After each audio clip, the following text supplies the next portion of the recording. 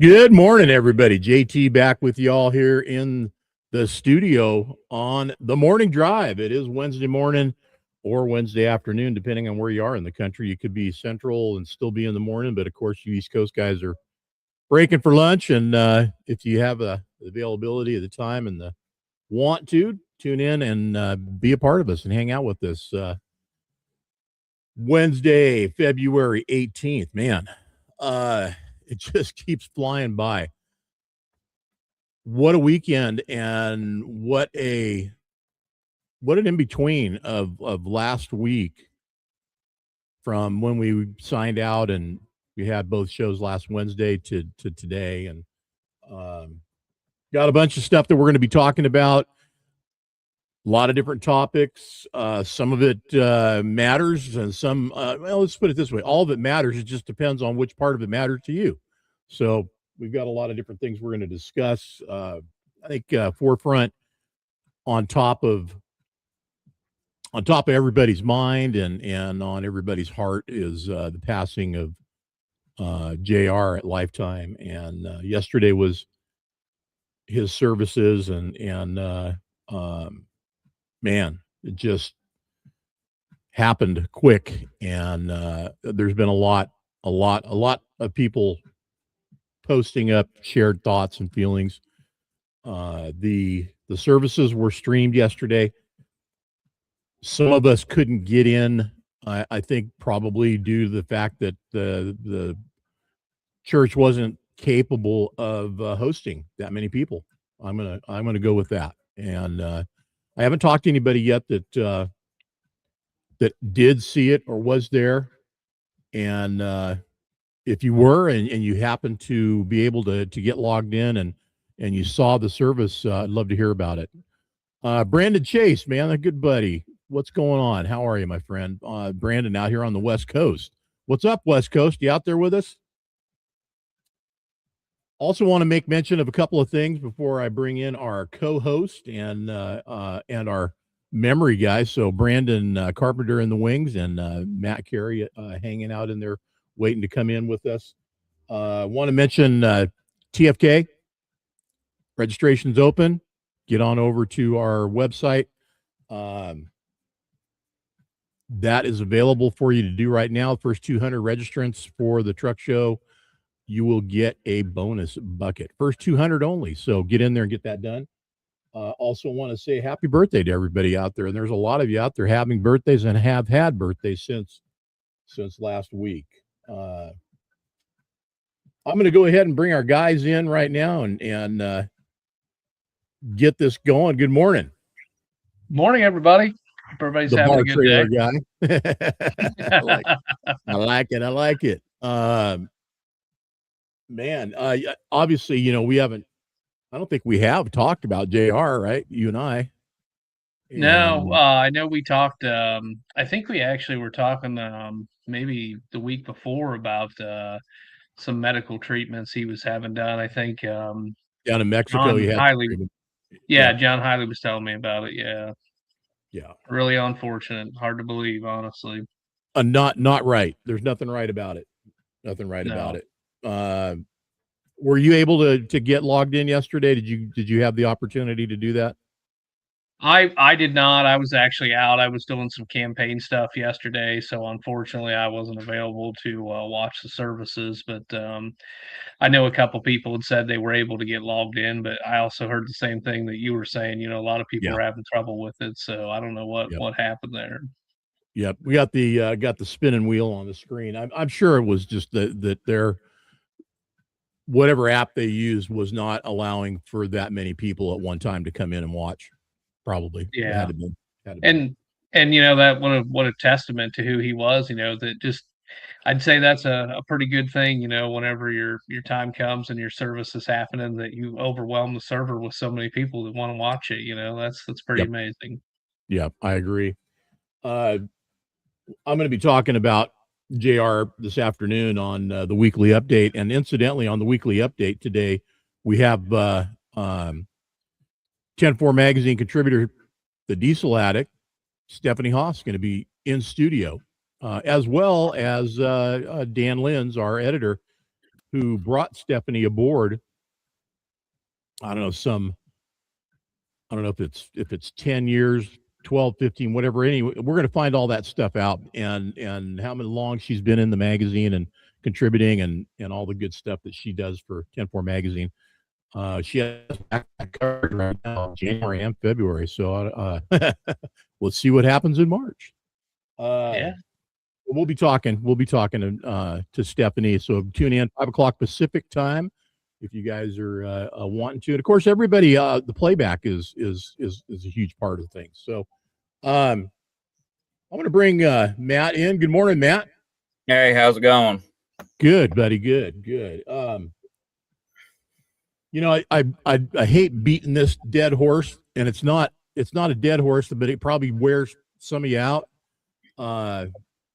You know, just watching every day what I do out there. And Matt, you seem to have kind of a sense about you on this stuff, but social media wise out here, man, it just keeps getting more and more messed up. I mean, I just I can't get it out of my head or out of my eyesight how messed up it is getting. There's some good stuff out there too, but it seems like our industry is getting picked on by money grabbers.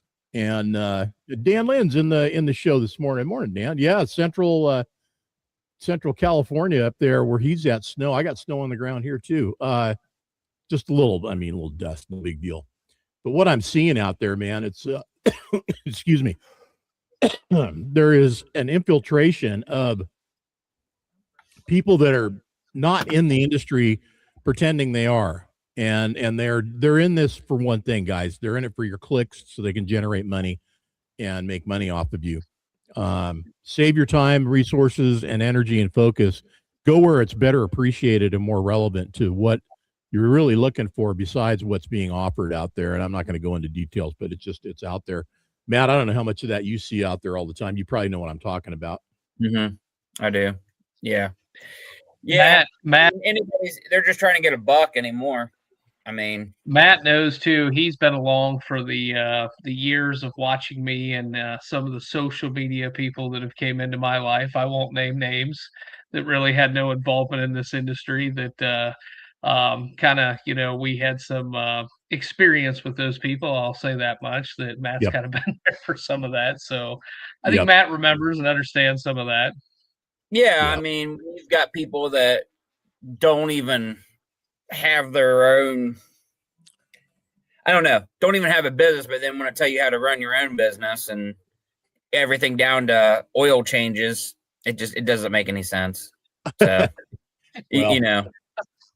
Yeah, Matt remembers the accusation that I didn't even have an oil change station by a certain someone, you know, that was a big deal, you know, back in the day, because I still use a tote to change my oil. That's a real problem for some people. Apparently you're not a professional company if you don't have a full oil change pit. And it wasn't an oil tote, it was an RV tote, right? One of the portable RV black tanks, right?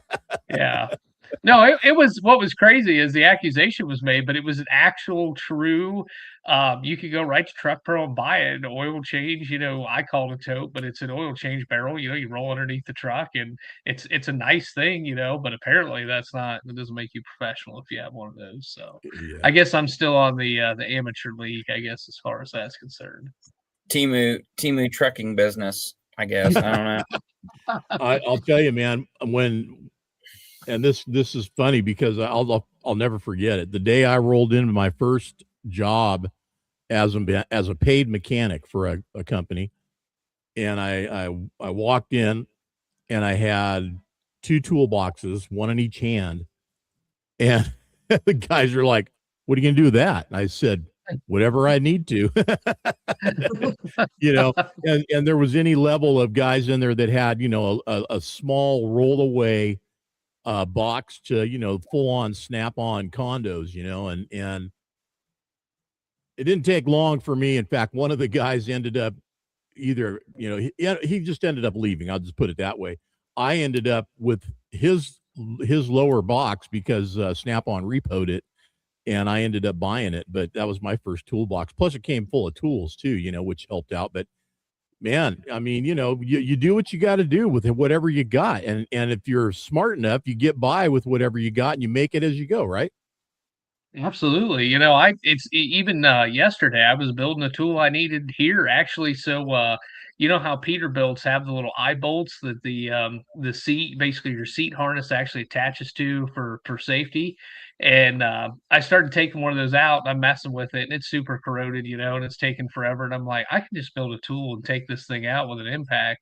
So I made my own little tool yesterday, and it's like stuff like that. I'm constantly making tools and things, and that's always what's interesting, and I always say that, these guys, you see a lot of guys go and they got to buy it from Snap-on or wherever they get, a certain tool at. It's like, I can make it for a couple bucks and have it today and be done with the project. And they'll go spend a couple $100s on it.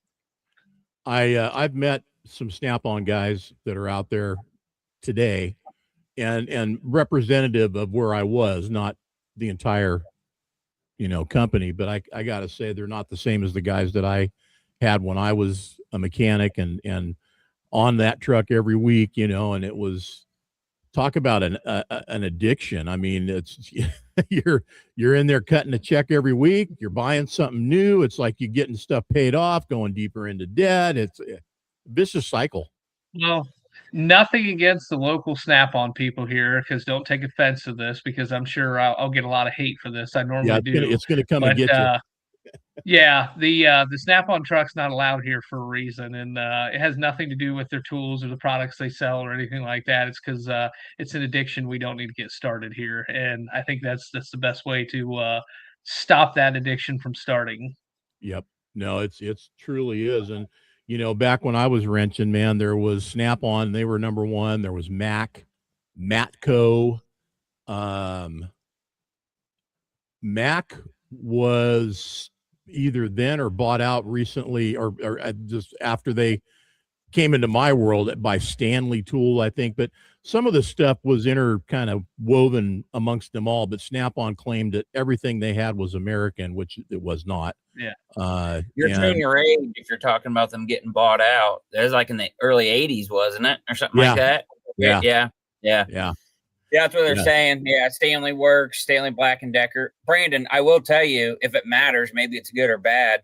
I asked AI if you have to have a oil changing station to be a professional trucking company. According to them, you don't. So I guess I think so. Hey, AI's not wrong, is it? I mean, AI's good for something every now and then. Yeah, Brandon, carry on, buddy. Well, I will tell you, and I'm sure, and again, I get a lot of hate for sometimes the things that I say, but whatever, I've got thick skin. But I personally love Icon Tools, the Harbor Freight brand. I've been buying them now for a few years, and I have great success with them. And I that's pretty much all I buy anymore is Icon stuff. I mean, and it's a quarter of the price of what Snap-on is, and to my opinion, it's just as good a quality. I mean, maybe I'm not a real mechanic either because I buy Icon stuff, but it works for me. So how many wrenches say chrome vanadium on them? Yeah, that's Harbor Freight's come a long way. I should reach out to them and say, hey guys, you want to get in on some early sponsorship opportunities. Here it is, man. Did you see those TikToks with Icon and Snap-on and all that? There was a larger guy that does a lot of mechanic stuff. Have you seen that? Yeah, Royalty Auto. Yeah. So Royalty Auto actually started doing and it was great because they're down, I believe, in Florida. And they started doing like videos they would compare the Snap-on wrenches and what they could do. And it was pretty wild whenever you watched them that, this Icon stuff that is not near the price of Snap-on was beating, Snap-on at every turn. And it kind of got to the point where I think Snap-on was getting kind of upset with, probably. He opened a lot of people's eyes to the Icon. A lot of people were. He was getting probably death threats. I don't know. I mean, it was getting wild. Yeah. Well, you got another big player out there in the auto technician service industry, Cornwell. which back when they were like the fledgling company, and everybody, it was easy to, badmouth them. Now look at them. They're huge and sponsoring, sponsoring winning NHRA teams, unlike, unfortunately, for our buddy Cruiser Pedregon and his team, Snap On. I hope they do something this year, man. I don't know how much longer they keep going if Cruz can't get in the mix and do something, man. He's just had a run of bad luck, but tough being competitive. And I don't know how much you guys are in, but NHRA, man, that's some guys live for NASCAR. I live for NHRA, man. Bring it on. I'm more of an NHRA guy, and I'm bummed because Stewart's not going to be there this year, but Lee is back. So if y'all know what I'm talking about, you know what I'm talking about. Yeah.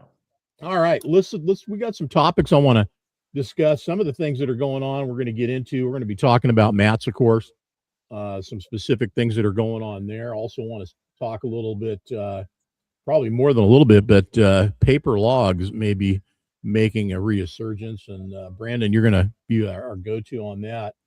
Weather across the country right now, man. I don't know where everybody's at, but I know where you guys are at. But depending on where you're at, it is either raining or snowing or windy or tornado-y, or you just go wherever in the middle of our country right now. In some areas, they're talking like 90-mile-an-hour winds and wildfires, and to hear that kind of extreme contrast in what's going on in the weather. I'm looking outside and it's 35 degrees right now, and there's a white dusting of snow on everything, and it's kind of melting away. We had a little bit of sun here a few minutes ago, so trying to pop out, but the wind thing and the fires, I've just blown away. You guys, what do you guys got going on where you're at right now, and how close in proximity are you feeling any of that, or is it coming your way? Mud. We just have lots of mud. Yeah, mud. Yeah. So the frost came out of the ground, and when the frost comes out of the ground here, everything just turns to mush. So I remember that. Unfortunately, and then currently today it's raining, so that's adding to the wonderful mud situation. But no, it's I think in the mid 50s here right now. It's actually unseasonably warm. We're way warmer than what we normally are, and I think tomorrow we're going to reach almost 60. And they're calling for the potential of some severe storms, that type of thing, whenever we get that warm. But I find it pretty interesting seeing all those wildfires that were happening yesterday. Just from Matt and I both, being former firefighters, I can't imagine just how quick that fire took off. And then with 60, 70-mile-an-hour winds, you're not stopping that. That's pretty wild to be in a situation like that. My heart definitely goes out for those people that experienced all that yesterday. Are they still ongoing today? Yeah, I actually went out on a wildland fire crew. I had my red card for a while. I actually got paid by the state to go fight them out in Wyoming, South Dakota. I remember that. Yeah, I kind of remember. It's been a while, but yeah, wildland fire it's its own thing. It's pretty amazing how stuff works.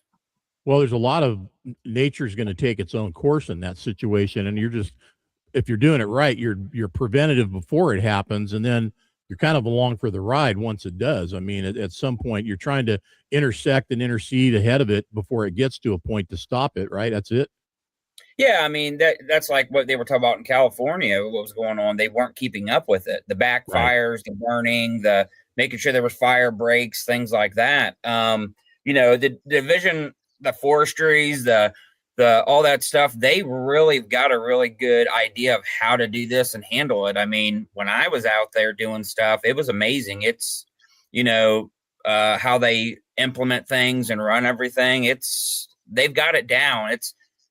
It's not their the stuff that happened like in California back where that was a complete failure on their part as far as water and not keeping up with things. They were told, this is how you do it. This is the science. This is why. They just didn't do it. Yeah. They didn't. Yep. It's like anything else. You don't expect it to happen, and it happened.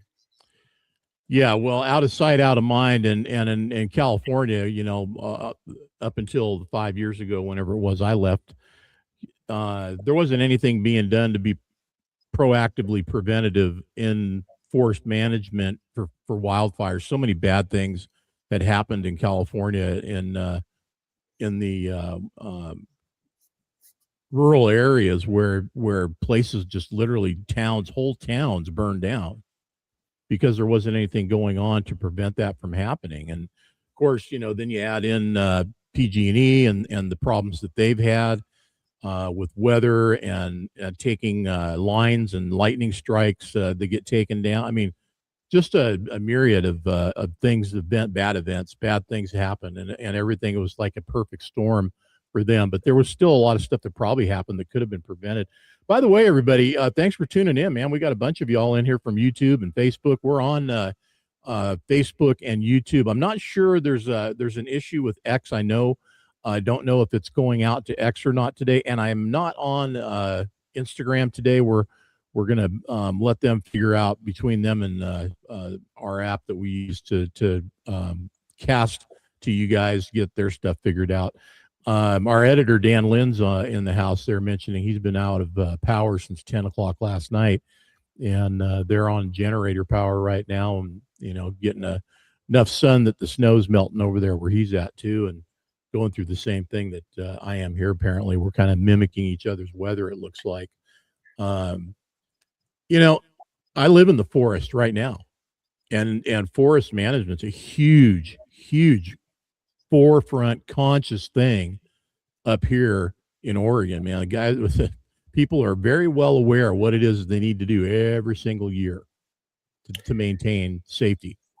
Well, I'll blow your mind even a little bit. Our hand crew, when we were out, we had an archaeologist with us. And so we were in the Black Hills, and there's petroglyphs, there was Indian villages and stuff. We had an archaeologist that went around with us, and while we were doing stuff, he tried to direct to make sure you weren't digging here, doing that, to try to save that stuff. And so that's things that people don't think about, and I never in a million years thought that I would have an archaeologist out in the middle of BFE nowhere with me. And hey, there used to be a teepee there. There used to be that somewhere in Egypt. put a line here, and we did that. I mean, one of the days, our job, there was an old mining town.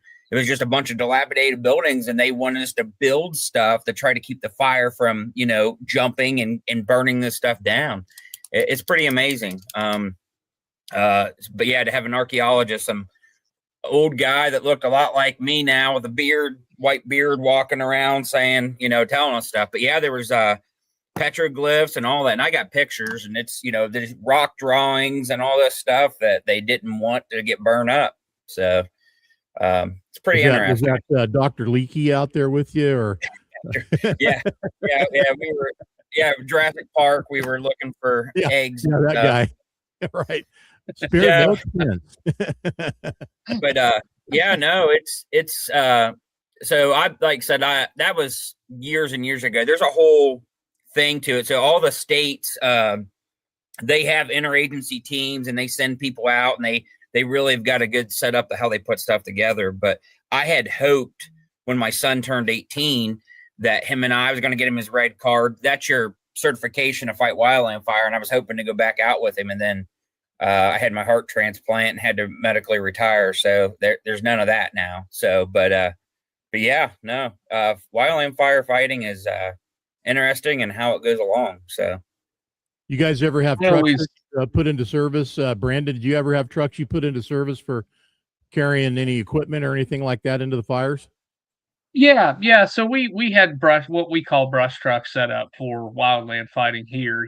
Obviously our wildland fighting situation here, firefighting situation is greatly reduced compared to what they experience out west. I think the biggest wildland fire I was ever on was maybe 20 acres or so of a cornfield had burned up. Yeah, and right. We get that occasionally. The cornfield lights up and then it's kind of takes off, but even here we don't really experience it, like they do. We always get spring and fall's always a little bit of a time that you might have somebody burn up an acre or two of their property, but it's never nothing extreme like what they experience out there. Yeah.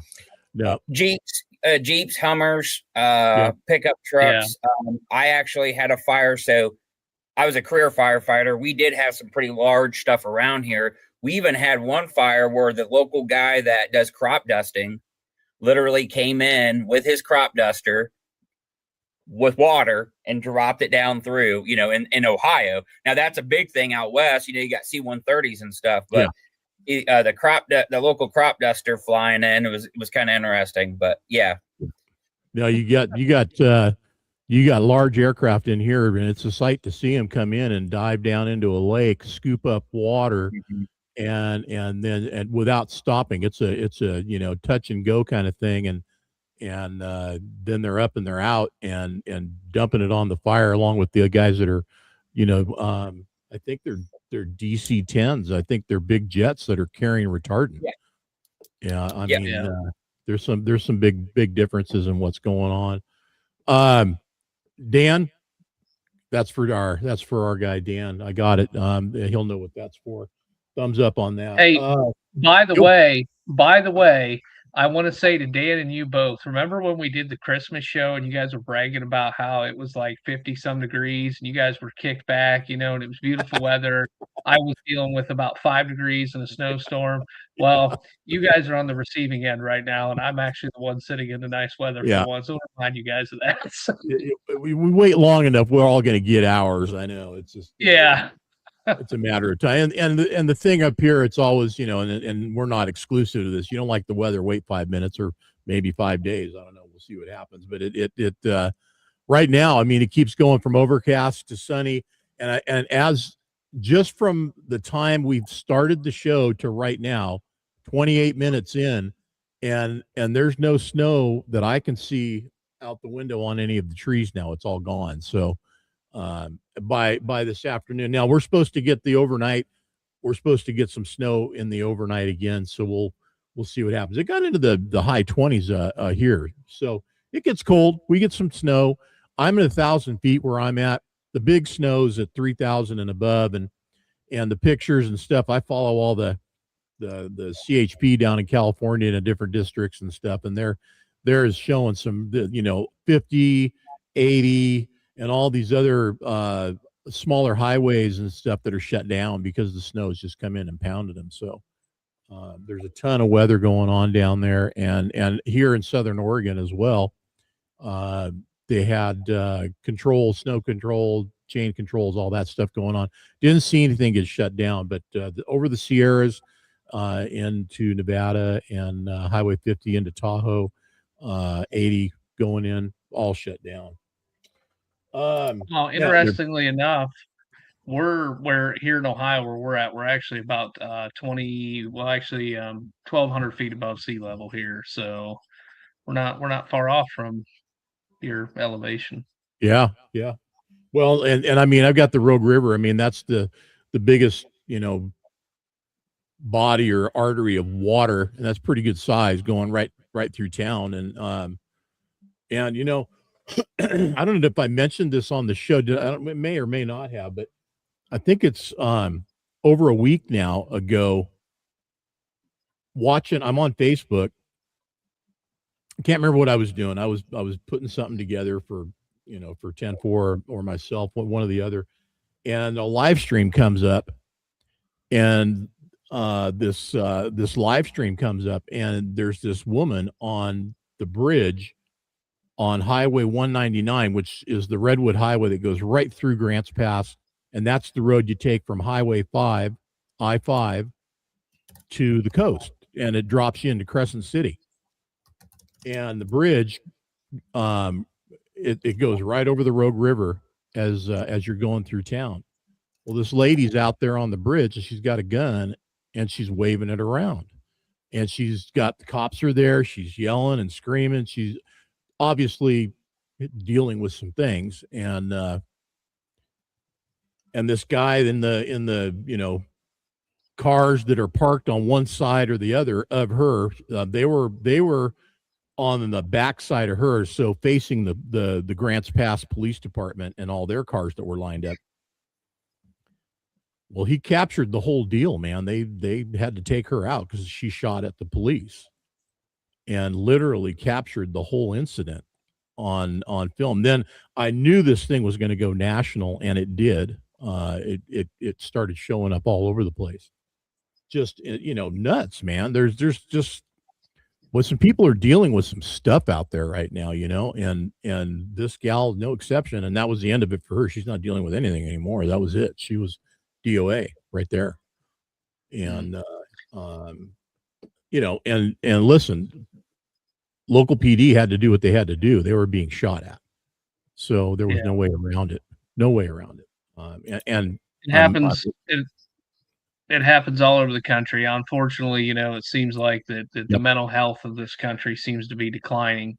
There's a lot of social issues we can look at that create that and cause that, but I would definitely say that the mental health is definitely a severe issue we are facing in this country. And I know we just had an incident here not that long ago in our town. It's kind of similar to what you're talking about, and it happens everywhere, unfortunately. Yeah, well, and I know from dealing with inner community issues like that when I was living in California in Folsom. I was part of the government affairs committee, and part of our deal was reviewing legislation, making recommendations to different community entities on what to do and who to get involved with, and what we had things we supported and things we didn't support.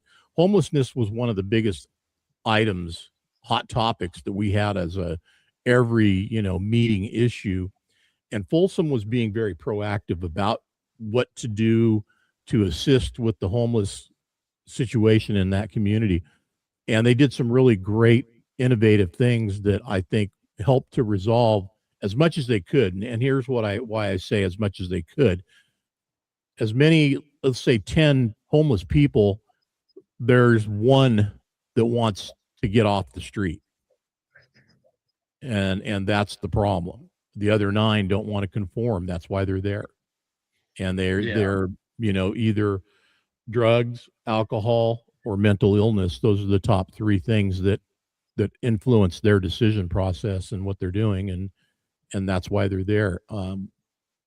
And there's nothing you can do, apparently, to rectify that. Now, there's been some things that have been tried in this community. A lot of things have been tried. And Grants Pass, Oregon, Google it. There, our Google guy, Grants Pass homelessness, and we were a national story. Police department, yeah. There's been a lot of stuff that's gone on here as to how to deal with it. In fact, downtown right now, there is next to City Hall, I think it's half a city block. There's a complete ordinance against stuff, is what you're talking about. There's a lawsuit right now, and they're trying to. The city put out a law on a bunch of stuff, and the Supreme Court's all went. It's gotten pretty crazy. Yeah, we went all the way to the Supreme Court. And Grants Pass, here's this little teeny Southern Oregon town, Grants Pass, which it's a small town. I don't know if we're how far above 30,000 we are, but we're probably somewhere in that neighborhood. And a lot of crazy big topic issues have been addressed nationally in this town, in this community, homelessness being one of them. But it's Southern Oregon and Oregon as a whole. I mean, the industries that made this state are no longer a part of this state, really. I mean, some of the biggest mills have shut down, and another one is either just shut down or it's ready to shut down up in Roseburg. So not getting any better, at least not yet. So I hope they do. 11.68 square miles, and it's right under 40,000 residents. There you go. Yeah. Our biggest industry was Dutch Brothers Coffee. Oh, wow. And they left. They went to Arizona. I mean, I could tell you a story about that, but another day. Let's talk a little bit about some stuff in our world in the industry and bring it back around here. Number one, man, the biggest show in the year, at least one of, if not the biggest, Matt's Mid-America Truck Show, Paul K. Young Truck Beauty Contest is just around the corner, and Brandon and I know we'll be there, and along with all of us at 10-4 and our new booth location. We're just down from where we used to be all the years we were on that corner in the north wing. We're still in that north wing, but we're down just a little bit. We're going to be down there by Lifetime Nut Covers and National Truck Parts, Four States, all those guys in that kind of area. That's where we're going to be at, and we're up against the wall still. So please come and check us out.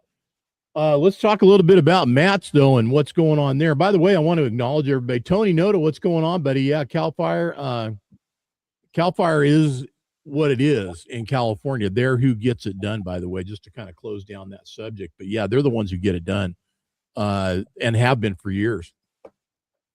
California Department of Forestry is, they've been it. Cal Fire is there's camps all up and down the state for hosting all the firefighters that they have that are on full-time staff, and then they bring in all the seasonal guys, and then they basically get loaded up and they ship them out wherever they go. And then there's teams and firefighters that respond from all over the West Coast and sometimes all over the country to help fight firefighters in California, because they're so the deficit of firefighters there. It's great, so they need help. I want to say howdy to everybody else that's joined in too. Nice to have you guys on board. Appreciate it, man. Who's ready for Matt's? Brandon, what do you got going on? I know you're probably sworn to secrecy, but what's happening? I'm not ready for Matt's as usual. Anybody who really knows me always knows that as most truck people are that are building, or depending on what they're building for Matt's, we're never ready. It's always a race. It's kind of like we talked earlier, to be quite honest with you. I love Matt's. I love attending every year. It's a great show. It's the first time that for the season that we, all of us friends can get together and enjoy our company, and first outing for the bar trailer for the year. It's always an exciting time. But I'm over the truck building for Matt's. I'm not gonna lie. I'm pretty burned out on it. So we've got a couple things, this year we're trying to get done, and they'll be there, but it's just it's definitely mind-numbing, and it's quite tiring to do it year after year. It's part of where all these gray hairs keep coming from. So yeah, you're only 25, right? yeah, just turned 25, and got more gray hair than most 80-year-olds at this point. So. I'm fighting. I don't know if I'm fighting to keep the blonde, or the blonde's coming in and taking over the gray. Yeah, that's it. Somebody asked me one time. They said, "How come your sideburns are dark and your goatee's not?" I said, "Oh, I dyed my goatee." I dye it gray. Anyway, everybody's in this cycle right now. This is the Matt's cycle. Everybody that is building a truck to go to Matt's is in that process, and a lot of you guys are posting your stuff up and sharing it on social media where you're at with your builds. And some aero trucks are making a big they're posturing, let's put it that way, all of a sudden, huh? Yep. I seen that Mr. Branch is building one, and I see he's going to have a aero truck there. It looks like it's turning out pretty cool. I'm pretty excited to see that. Yeah. It's that, like I've talked, that's what we're left with now. So seems to be that's probably going to be somewhat the future of Matt's. We don't have anything left that's not aerodynamic now. So, well, 5 years ago, 10 years ago, whatever it was, I mean, I was looking ahead going, where are we going to be at in 20 years? We're going to be, the 379 and at that time, I think 389 was just coming in that I'm referring to on a timeline.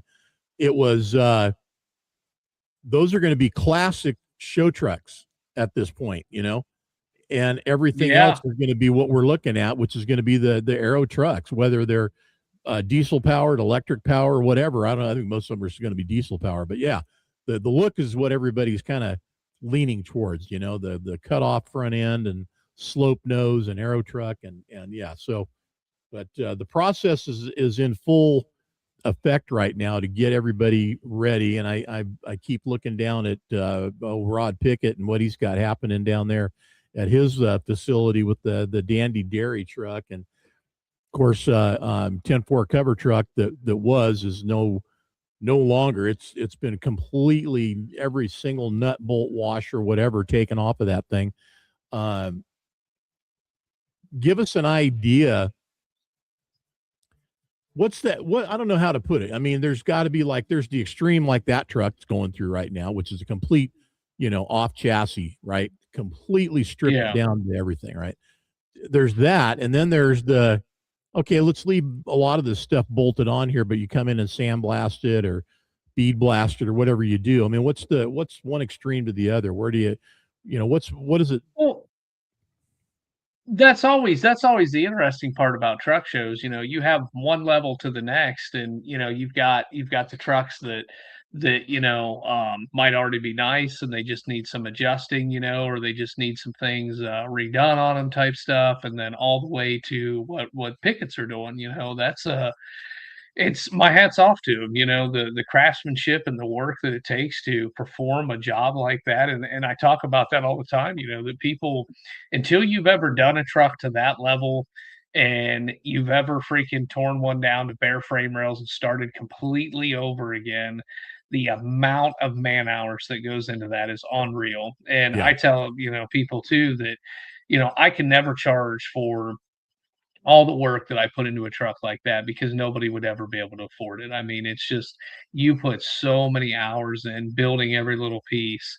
There's so many aspects of those trucks that it's really something, and I love doing them that way, but it is a ton of work. Well, and let's talk about it. Like we were talking earlier, there's the perception that, you know, um, what people in the general public would see, and sometimes even maybe expectations of a customer, that they'll break away to commercial like on some of these shows and come back and, miracle amounts of work has been done. Well, that's just not reality. So, what's the perception out there, Brandon? Well, so and that I talk a lot about this too, with people, and I always try to educate my customers. And to be quite honest with you, it's been something that I've struggled with over the years, that I've tried to get better about it, to explain the process and have people understand. Because you get people who come in and they do, a lot of them are owner operators, they do a lot of their own repairs, they understand truck repair, but there's a difference between the repair side and then the actual building a nice truck side. Yeah. Generally when you repair something, yeah, you're not trying to scratch the paint. Yeah, you're trying to keep it painted up. But everything we're doing, we're re-engineering. You pretty much got to be an engineer, especially with the stuff that I do, where I take old trucks, and I kind of give them a modern twist and give them a new life. I have to put a lot of modern parts into those trucks. And sometimes to make that stuff fit, you have to re-engineer and custom build everything. Yeah. And there's a lot of hours that goes into the thought process of how you're going to make all that work, and then just the fitness side of it. And then not only do we got to do that, but we got to make sure that that part's going to last. It's not going to rust out, and every little piece of it is painted correctly in such a way to where it's not going to rust out 3 months later. So um, it's just like I say, it's an amazing amount of work that most people don't understand, and you kind of have to educate your customers sometimes, because people do believe that, oh yeah, it's a snap of a finger, or oh yeah, I normally do that job in 3 hours. So even though it's Wave what the you're magic doing, you should wand. be able to do it before. It doesn't Yeah, really work like that. So it doesn't. We and especially too, and it all depends, it's like me. We have a little crew here. We're not real big. We don't have a whole lot of people working on stuff to where, we can just assign a job and put 10 guys on it and walk away and go work on something else. It's every little piece has to be built, every little piece has to be done right. And that's yeah. just, it's very time consuming. We were talking earlier about, the tool guys and different things that we've done. It's the same thing with these trucks. There's not always, and this is, a true testament to a builder of any kind out there or a mechanic. There's not always on the shelf made ready tools or parts, and sometimes you have to, more times than not, on the building part, fabricate that part and make it happen. I mean, I was at a point where I was wanting to get a shear and a brake and some other on small scale for my own shop to be able to work with some metal and make things for my trucks, because there wasn't at that time the amount of pre-manufactured stuff that's out there like there is now. Yeah. That being said, I Well, mean, you know, even prime example, everybody kind of knows I've gotten into these 4300 internationals, and prime example is, international has a different center pin spacing on their front axles than most trucks. And it's really hard to find a front axle for a 4300 in an original axle, let alone something that will fit underneath of it to bring it into the modern era. So most axles, if you want to update from, let's say, ball and seat wheels to hub piloted wheels, you yeah, can go to Comex. There's several different companies that make hubs that you can just purchase brand new hubs that fit your spindle size. yeah, Well, they don't even make a hub for that style axles that they used in those trucks. So you cannot update to a hub piloted wheel without going drastic, measures. So I ended up having to find a Volvo stamped axle and had to rebuild basically the front pedestals to make it all work and design it mhm, all. And that's where I talk about, that a lot of this stuff, there's some major thought. And not only that, but I'm that guy who I get an idea in my head and I got to walk around the junkyard for 4 or 5 hours and scratch my head looking at 40 different trucks, trying to decide whether those parts are going to fit or not, and then bring them back and make them fit. And that's yep. it takes a special thought process, I guess, to do some of that work. Well, and then there's a lot of stuff that you probably do, and I know I did, where we do a lot of mock-up just to even see if it would work on some cases. You Yeah. have to, before you Yep. completely commit to, hundreds of dollars in material that might work, might not work. So mock it up, see if it actually works and fits, and make it Well, happen. I'm that guy too that I'm like, in Dr. Frankenstein's, laboratory, and I'm in here, and I create this stuff, and I get so frustrated whenever I spend all that time building something, and then you look at it, and you're like, one, it either doesn't turn out the way you think it's going to look, and it looks like crap, or you get it all the way done and you realize it doesn't fit the way you wanted it to, and it's not going to fit the way you want it to. And I'm normally the guy who starts throwing things at the wall. So, not a Got good me day to be around the shop. got me thinking about what we're talking about in building stuff. And Matt, your years in the firefighting, I mean, how much stuff do you guys pick up along the way that could be done better or differently on your trucks? Any example of any truck, and whether it's a pumper, an engine, whatever, and recommend to the manufacturers, and have you seen it come through and actually be done? Yeah. So I had so yes, we do a whole lot of stuff. Obviously, we built a lot of our own stuff. You saw it when I years ago when a lot of guys had a lot of the mechanical ability. So I had a fire chief who he was retired from hydraulic press manufacturer. He actually had some of his own patents and everything. This guy literally went out. He CAD drew everything for this rescue truck, put stuff down, measured it all out. Well, he came up with a design for a ladder design that basically, to save compartment space, he had the ladder set on top of the truck. And so how it would do is, it was electronic. You would hit it, the ladder would come. It sat on top of the bed of the truck. It'd come out backwards, get out so far, and it would flip. So we get the ladder down. Because the typical way when you look at a fire truck on the hydraulic side, it's on the side of the truck, Yeah. and it comes down. Well, it takes up a bunch of compartment space. Right. So he did that. Yes, they used it. So he didn't patent it, but yes, they ended up using it. They were like, this is amazing. But so, yeah. Yeah, I mean, that, or, we're always coming up with different ways to change stuff or put stuff in, making Trek stuff and doing things. They're always, listen, I always laugh because we always were coming up with something. Always. It was kind of a joke. One of the departments I worked for, we used to say we were the black sheep of the county.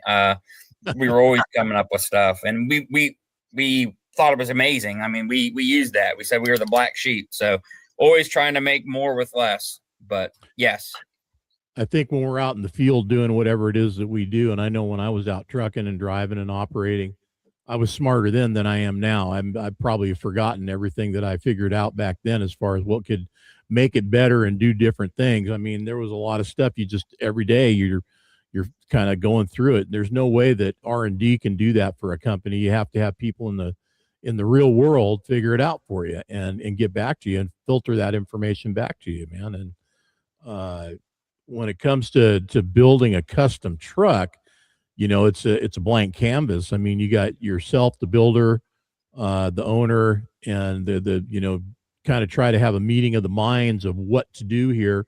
Somebody has an idea of what they're trying to do and achieve and get to in the build, and then make that happen. I mean, I used to do this as a builder, as a contractor with stuff, and in my contract, it literally said there was a clause in there that had, this is a meeting of the minds, concept build. And we need to, make sure in certain languages that we understand each other 100% so that there's nothing surprising at the end when we're done. I build something I thought you wanted versus what you wanted. I don't want that to happen.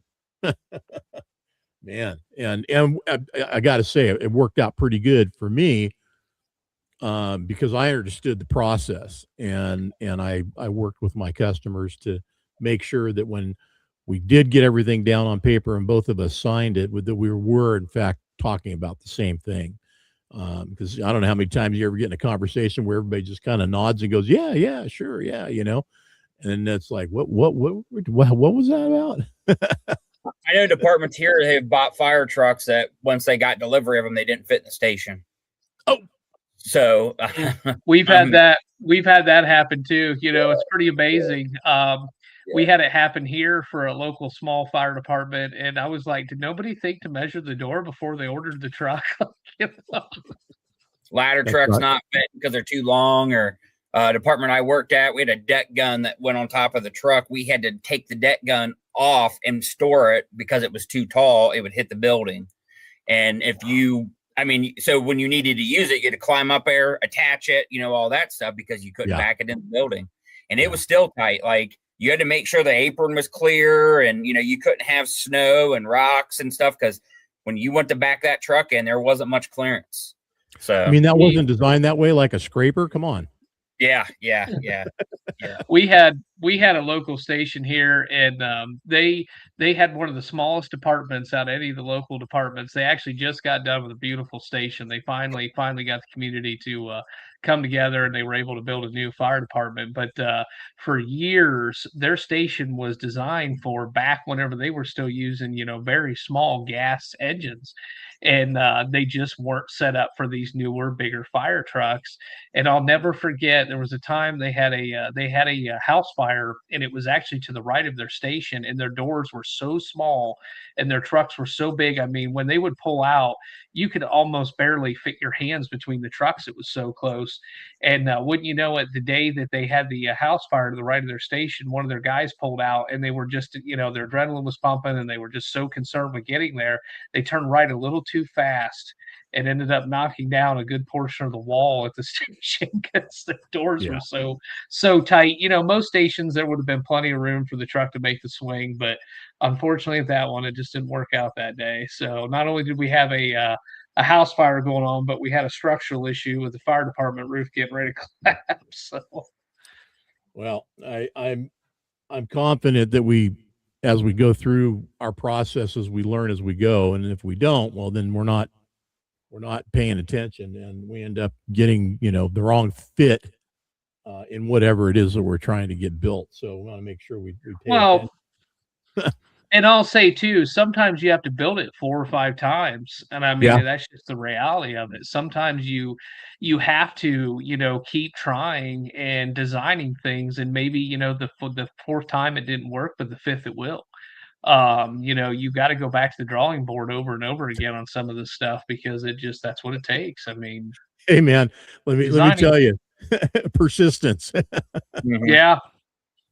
You got to have it. But I say too, that's the other thing about building some of these trucks. Think about, and for example, I mean, even my A model that I drive, it's had about 4 different looks since I purchased it to where I'm at now with it. And I think I'm at the point now where it's where my tastes are at. It's how I want it. I don't foresee me changing it anytime soon.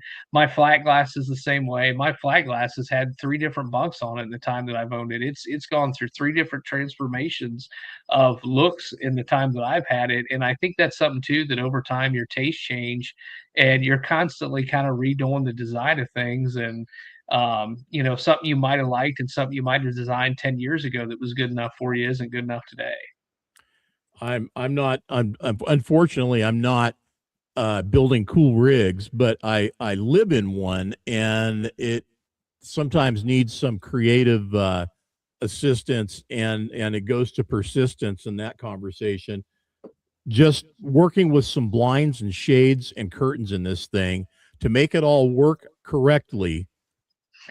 You can't imagine how much stinking time I spent and how many different times to try to get these stinking blinds to work right in here, and have them hang the way they're supposed to or should, versus how these guys put some of this stuff together, you know? And it's just like at the factory, they didn't give a crap. They just needed to get them hung and get it out, you know? And Yeah. there, you know, there's evidence of that. But, you know, if you're not willing to put in the time or the effort, then you just get what you get. And you know, you can't do that. In your world, you don't do that. In our world of what we're willing to accept, there's no compromise in having a custom anything, man. It's about, this is the way it's got to be, period. And some people don't get that. They're like, well, does that work for you? No, man, that's not what we were talking about. This is how it's got to be. Make it happen, you know. And either you can do it or you can't, right? Right. Yeah, that's it. Hey, I know we're going to run out of time here, and I want to get this conversation in on this show. So I want to say thanks to everybody that's tuning in, by the way, too. I appreciate you guys. Do us a big favor out there, too. Share the link on the show and let people know that you're checking us out. And this afternoon, be sure and tune in for Studio 10-4 Live, 5 o'clock Pacific time. Paper logs, man. What's the word, Brandon? What's going on? Well, I'm sure a lot of people have seen, you know, that the FMCSA is seeking, you know, a comment period on going back to paper laws, and I, man, isn't it amazing how much stuff is they're starting to take a look at and maybe go back to or changing here lately? That who would have thought that we'd actually be seeing the FMCSA asking about going back to paper logs and really actually considering it? I mean, that's really amazing, you know, given what has happened with ELDs and where we're at today, that I would have never dreamed if you would have said to me, you know, 4 years ago, oh, they're going to be potentially considering that. I would have said, oh man, you're freaking full of it. You don't know what's going on. But wow, I mean, that's quite a big development in my opinion. Yeah, no, I agree. And I wonder, you know, for me, there was the beginning of the electronic era coming in as I was getting out of from behind the wheel back in 06. Up to that point, I was running loose leaf. And I don't know if they're going to allow that back or not, but I would think so. Why not, right? Right.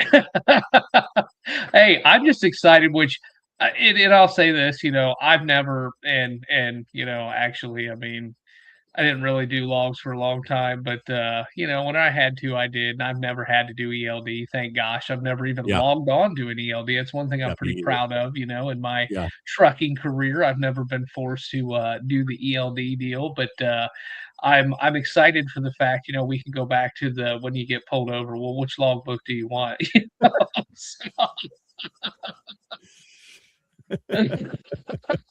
That's why there's loose leaf. Do you know why they Yeah, decided that's to right. do that? Have you What's that? seen what the reasoning was behind it? Why they're actually looking at it now? Give it to us. Yeah, give so it to they're us. saying supposedly the reason why they're doing it is the proponents are saying that the paper logs are more reliable, they're better understood by law enforcement. They talk about the system having frequent malfunctions, technical issues, and the cost associated. That's all the arguments for going back to paper. Well, I can tell you firsthand, I've been pulled over and signed out of service because the officer didn't understand how to read a log. And that was back in, a paper log. So electronic or paper, if they're not trained proper and don't know what they're looking at, they're not going to be able to interpret it anyways. But I get it on the electric side. I don't know what's it look. I haven't even seen what an ELD looks like. Isn't it just basically a log on a screen and you can do a printout of it? I mean, right? It's the same as we always had, isn't it? Pretty much. Yeah. I mean, from what I've seen, I got several friends that I've looked at their ELDs and stuff just out of curiosity. And it's pretty much very similar to what we're used to on paper logs. It's just on a computer screen. Yeah. And at least from the ones that I've seen, and it's actually pretty basic. I mean, it's one of those programs that I don't know, like, I think that it has its place, and I mean, it does, in my opinion. I mean, it makes it easy. You just click on a screen, but I think a lot of the other argument can be made that, when you have that, you're racing that clock all the time. Yeah. Well, I mean, I'm just looking forward. I'm trying to, there's so much to the whole log interpretation as to what it means to be in certain parts of where your clock is at during your day and how that works. And I've never, look, most of our stuff we ran on dispatch sheets, and in our area we were able to do that. And until we weren't, when we, ran distances that we had to have a log and show, prior 24 hours of what we were doing before we got to where we're at and all that. Anyway, so much of it is like, if you're moving to get somewhere because your clock's done, but you need to move your truck, you can, as long as you're not forwarding your load any further in the commission of commerce, I guess. There's all sorts of wording towards, I know I'm on the right track, but we'll have to get somebody in that can give us kind of the real language of what it is on this stuff. I know, and a driver out there that honestly puts a good log together out there probably could be our guy, as well as a DOT guy. But we'll get somebody in here on the show and do that. Sometimes I like to just to get myself educated enough to where I understood kind of what the hell was going on at this point. I mean, we're on a 24-hour clock again, right? Yeah, I think we're back on a 24. I mean, I'd have to check into it because, again, I'm still on paper logs. If I go out tomorrow, it's going to be on paper logs. So I'm not even really sure what they've done to update the clock, but I'm pretty sure we're back on a 24.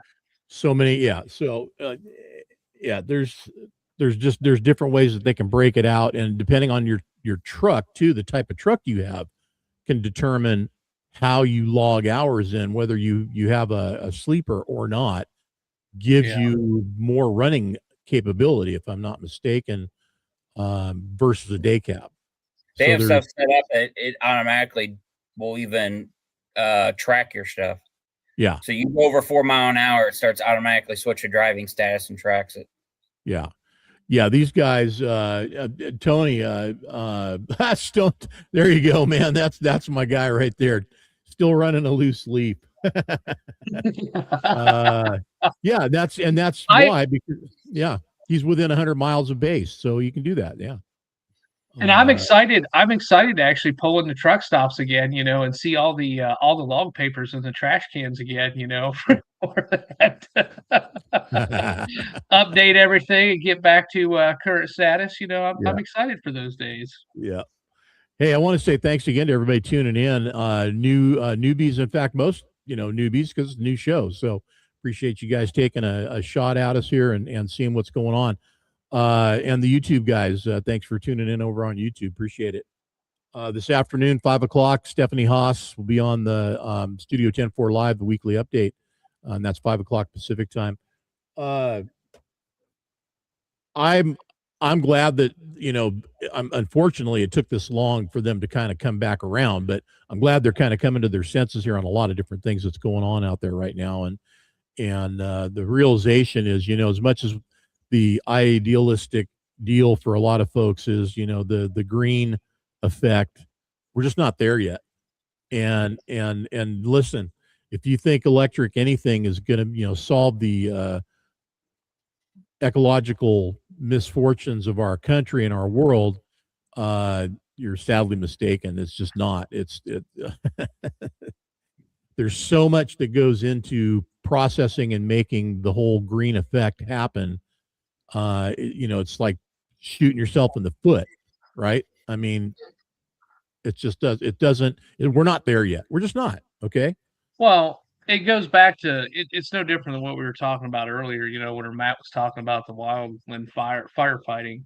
It really, we're ignoring science. And that's really what all this green stuff is we're ignoring science, and it's like I was just said, and I think I said it on the last show, so you're telling me Ohio was covered by glaciers at one point, that the Indians' campfires melted the glaciers? Is that what we're saying here? Because if you look at the science of it, everything that they're telling us is not adding up. That doesn't add. As I always say, the math doesn't math. So there you go. You can't ignore science. No. There's the structure's not there yet to support all of the green concepts and ideas that are out there. Once that stuff is, in effect, plausible and can happen realistically, then okay, great, let's make it happen. Whatever we can do to better, support and save our planet shouldn't be it should be a no-brainer. But at this point, where we're at is diesel trucks, fossil fuels, and such is where we're at. That's just where we're at. And it's the most effective, common way to do things, and effectively financially for businesses. I mean, man, thankfully price of fuel's coming down. Hopefully rates are, going to go up. I mean, they should have gone up already because the cost of fuel had hit such high levels, but I don't know if it did or not. I know that there's a lot of guys that are struggling out there, and I hope things are getting better for everyone. The best thing I can say, and it's no brainer, is don't haul cheap freight, man. Don't settle for less. Don't haul cheap freight. Also want to make mention, for next week, I have somebody who comes in and joins us quite often on the weekly update, Miss Ingrid Brown, coming in and going to give us a shot on the morning drive. So look forward to having Ingrid in with us next Wednesday. And also still to mention, there's some other shows that are in the developmental stages. Probably won't see them until after Mid-America sometime, but there's going to be some other things joining our webcast network here on Studio 10-4 Live as well. The website, 10-4magazine.com, is hosting all of our different things that we have out there, whether it's Trucking for Kids, 10-4 Trucker Rodeo, Studio 10-4 Live. But eventually here, the Studio 10-4 Live tab that you see on the website will have all of our different shows and information about what's going on out there on a regular basis for you guys to check out, and direct traffic where you need to go if you want to find out more about what we're doing and who we're doing it with. So looking forward to that. You guys, thanks for today. Appreciate it. I know everybody's got things to do, including myself. I got an afternoon thing to get rid of. Matt, appreciate your time. Brandon, Thank you. Thank you. And we'll see you guys real soon. Hang after the close, and we'll have a little post meeting. Okay. Yeah. All right, everybody. Keep yourself safe out there, and we will see you later.